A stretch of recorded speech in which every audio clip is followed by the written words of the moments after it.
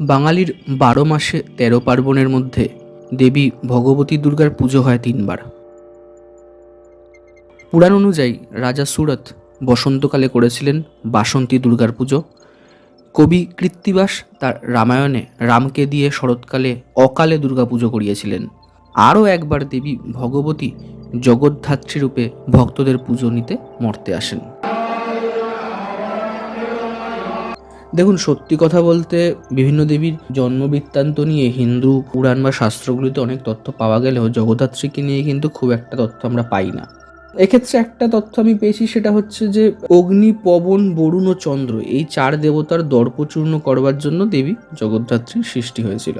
আবার আরেকটা তথ্য বলছে ত্রেতা যুগের সূচনায় করিন্দ্রাসুর নামে এক হস্তিরূপী অসুরকে বধ করার জন্য দুর্গার মতোই ব্রহ্মা, বিষ্ণু, মহেশ্বরের মিলিত তেজপুঞ্জ থেকে সিংহবাহিনী চতুর্ভুজা এই দেবীর জন্ম হয়েছিল। আর সেই রূপ অনুসারে তৈরি জগদ্ধাত্রীর মূর্তি আজকের আমাদের বাংলায় পুজো হয়। আগমবাগীশ জগদ্ধাত্রীর রূপের একটা বর্ণনা বা পূজার প্রকরণ দিয়ে গেলেও বাংলার মাটিতে কবে এই পুজোর প্রচলন হয়েছিল তা কিন্তু খুব একটা স্পষ্ট নয়। যদিও মোটামুটি আমাদের একটা কনসেপ্ট আছে বা ইতিহাস থেকে আমরা জানতে পারছি যে নদিয়া জেলা থেকেই কিন্তু পুজোর সূচনা, অর্থাৎ নদিয়ার রাজ কৃষ্ণচন্দ্র রায় বাংলায় প্রথম জগদ্ধাত্রী পুজো করেন।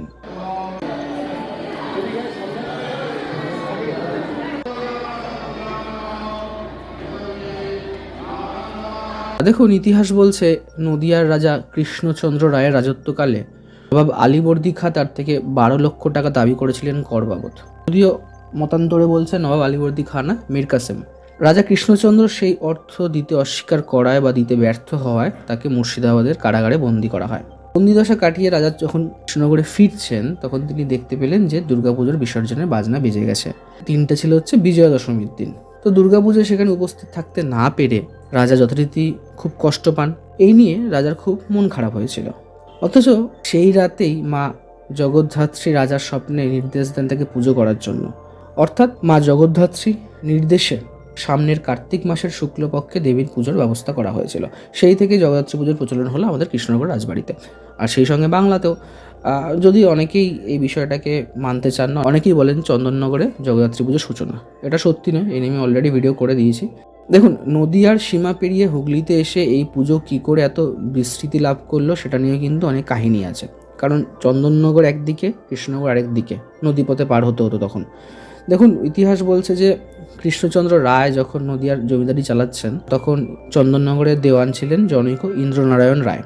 এই ইন্দ্রনারায়ণ রায়ের সাথে নাকি কৃষ্ণচন্দ্রের খুব ভালো সম্পর্ক ছিল এবং কৃষ্ণচন্দ্রের এই জগদ্ধাত্রী পুজো দেখে অনুপ্রাণিত হয়ে তিনি শুরু করেছিলেন। যদিও অন্য তথ্যও রয়েছে এই বিষয়ে। জানা যায় রাজা কৃষ্ণচন্দ্রের দেওয়ান দাতারাম সুরের বিধবা কন্যা থাকতেন চন্দননগরের কাছাকাছি ভদ্রেশ্বরের তেঁতুলতলায়। দাতারামের উদ্যোগেই তার কন্যার বাড়িতে জগদ্ধাত্রী পুজো আরম্ভ হয় এবং তারপর থেকে ছড়িয়ে পড়ে চন্দননগরের অন্যত্র। আর তেঁতুলতলায় এখনও সেই জগদ্ধাত্রী পুজোটা হয়, তবে সেটা কিন্তু সর্বজনীন। কৃষ্ণনগর রাজবাড়ির এই সুন্দর ভিডিও আপনাদেরকে দেখাচ্ছি, দেখতে দেখতে ব্যাকগ্রাউন্ডের হিস্ট্রিটা বলে যাচ্ছি। এক্ষেত্রে আরও কিছু আমি অ্যাড করব। দেখুন, আরেকটি ইতিহাস আমি জানতে পারছি যে নদিয়ার রাজা কৃষ্ণচন্দ্র রাজত্বকাল হচ্ছে 1728 থেকে 1782, আর বাংলার নবাব পদে মীর কাসিমের রাজত্বকাল 1760 থেকে 1763। ইংরেজদের বিরুদ্ধে বিদ্রোহের আগে মীর কাসিম ইংরেজ সহায়ক রাজাদের তখন মুঙ্গেরে বন্দি করছিল, আর সেই কারণেই পুত্র শিবচন্দ্র সহ কৃষ্ণচন্দ্র বন্দী হন।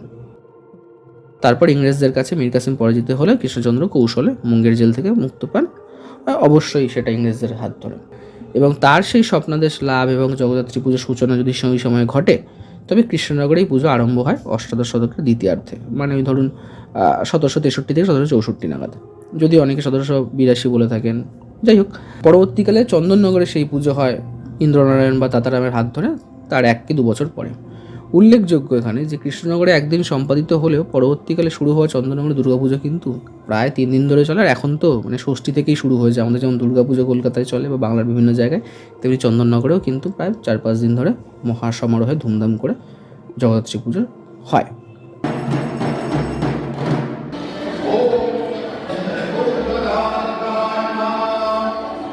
আসলে কৃষ্ণনগরের এই জগদ্ধাত্রী পুজো নিয়ে প্রচুর কথা প্রচলিত আছে। অনেক তথ্য থেকে জানা যায় যে বাংলায় জগদ্ধাত্রী পুজো আগেই সূচনা হয়ে গেছিল। কৃষ্ণচন্দ্রকে তাই অনেকে বাংলায় জগদ্ধাত্রী পুজো সূচনা করেছিলেন না বলে বলা হয় তিনি বাংলায় জগদ্ধাত্রী পুজো ছড়িয়ে দিয়েছিলেন, প্রচারক বলতে পারি আমরা। দেখুন, বিষয়টা হচ্ছে মোদ্দা কথা যে রাজাকে যখন ছাড়া হলো জেল থেকে, সেই সময় রাজা শ্রান্ত, আশাহত, বিষণ্ণ। তিনি ঘুমের মধ্যে ঢলে পড়েছিলেন এবং ঘুমের মধ্যেই তিনি একটা দেবী মূর্তির স্বপ্ন দেখেন। সেই দেবী মূর্তি কিন্তু দুর্গা নন, ত্রিনয়নী, 4 হাত, সাদা নরসিংহের যোদ্ধার মতো তিনি বসে আছেন, 2 হাতে শঙ্খচক্র আর 2 হাতে ধনুর্বাণ।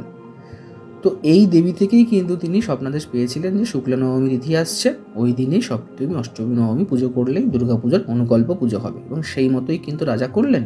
অর্থাৎ কৃষ্ণনগর রাজবাড়ির নাট মন্দিরে শুরু হলো জগদ্ধাত্রী পুজো। আগে জাস্ট নর্মাল পুজো ছিল, পরে সেটা আস্তে আস্তে উৎসবের আকার ধারণ করেছে। তো এই ঐতিহ্য আর ইতিহাসের গন্ধমাখা শহরে কিন্তু এইভাবেই চলে আসছে বছরের পর বছর ধরে।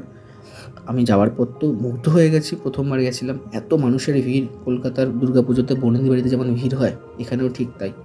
এখানেও দুর্গাপুজো হয়, সেই সময় ভিড় হয়। আর জগদ্ধাত্রী পুজো তো খুব ফেমাস এখানে, ফলে প্রচুর মানুষের ভিড় হয়েছে। আসছেন মানুষজন, দর্শন করছেন, ছবি তুলছেন, ভিডিও করছেন। পাশাপাশি এখানে প্রচুর অ্যান্টিক কালেকশানের কিন্তু সংগ্রহ রয়েছে। পুরোনো দিনের বিভিন্ন জিনিসপত্র যারা রাজবাড়ির নিজস্ব, সেগুলোকে কিন্তু এখানে তুলে ধরা হয়েছে। আরেকটা বিষয় এখানে না বললেই না, সেটা হচ্ছে শোলা বা ডাকের কাজ মায়ের ক্ষেত্রে। দেখুন, গ্রাম বাংলার পুরোনো দিনের বিশ্বাস ছিল যে দেবী প্রতিমার শরীরে শোলা না ঠেকালে দেবী শুদ্ধ হন না। শোলা জলে জন্মানো একটা উদ্ভিদ, যা দিয়ে শোলা শিল্পীরা গড়ে তোলেন প্রতিমার সাজ। শোলার কাজে সেজে ওঠা জগদ্ধাত্রী প্রতিমাকে দেখতে অপূর্ব লাগে। বর্তমানে বীরনগর থেকে কৃষ্ণনগর শহরে নিয়ে আসেন মহারাজা কৃষ্ণচন্দ্র রায় বেশ কিছু শোলা শিল্পীদের উলাগ্রাম থেকে। কৃষ্ণনগরে যেসব শোলা শিল্পীরা আজ রয়েছেন তারা বংশ পরম্পরায় কিন্তু এই উলাগ্রাম থেকেই এসেছেন। তবে কৃষ্ণনগর শহরে শোলা শিল্প কেবলমাত্র মালাকার সম্প্রদায়ের মধ্যে আটকে নেই, আস্তে আস্তে কিন্তু সেটা বাগদি সম্প্রদায়ের মধ্যেও ছড়িয়ে পড়ছে। যেমন ধরুন প্রফুল্ল বাগ, গৌতম বাগ, এরা প্রচুর বিখ্যাত শিল্পীরা রয়েছেন। আরও একটু তথ্য দিয়ে রাখি, কৃষ্ণনগরের পুরনো শিল্পীদের সঙ্গে কথা বললে জানা যায় ভালো কাপ কাটতে না পারলে ভালো মেয়ের সঙ্গে শোলা শিল্পীদের বিয়ে হতো না। আগেকার দিনে আজকের মতো সাদা কাগজ পাওয়া যেত না, তখন শোলা দিয়ে ধারালো বড় চাবুক দিয়ে লম্বা করে কাগজের মতো কাটতে হতো। একে বলা হতো কাপ কাটা। কাপের ওপর শোলার কাজ বসিয়ে তৈরি হতো দেবীর সাজ। ইংরেজরা আসার আগে এই রকমভাবে শোলার সাজ চলছিল। ইংরেজরা আসার পর থেকে কিন্তু শোলার সাজটা পাল্টে গেল।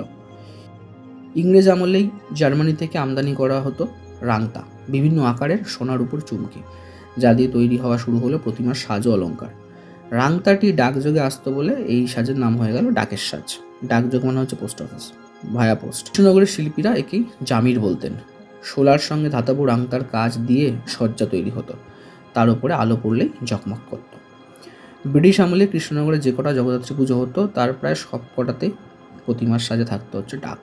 তো যাই হোক, এইভাবে কিন্তু বংশ পরম্পরায় বছরের পর বছর ধরে কিন্তু পুজো হয়ে আসছে এবং আপনারা দেখতেই পাচ্ছেন তো মানুষ এখানে ভিড় করেছে। ভিডিওতে আমি সম্পূর্ণটা তুলে ধরছি এবং আগামী দিনগুলোতেও কিন্তু আস্তে আস্তে মানুষের সংখ্যা বাড়বে, কারণ যত দিন যাচ্ছে কৃষ্ণনগর রাজবাড়িতে বিভিন্ন প্রান্ত থেকে মানুষ আসছেন, দর্শন করছেন। শুধু কৃষ্ণনগর রাজবাড়ি নয়, আশেপাশে বুড়িমা, ছোটো মা, মেজমা যারা রয়েছেন সেখানেও কিন্তু মানুষ যাচ্ছেন। সুতরাং আমার কাছে কৃষ্ণনগর রাজবাড়ি এই যে ইতিহাস জগদ্ধাত্রী পুজো, যাকে ঘিরে এত উন্মাদনা, এত উত্তেজনা, একটা উৎসব, এটা কিন্তু খুব ভালো লেগেছে। এবং এর যে ইতিহাস আমি সকলের সামনে তুলে ধরলাম, পাশাপাশি এই যে ভিডিও ক্লিপ, অসাধারণ সমস্ত কিছু, এত সুন্দর রাজবাড়ি, সত্যি জাস্ট অসাধারণ।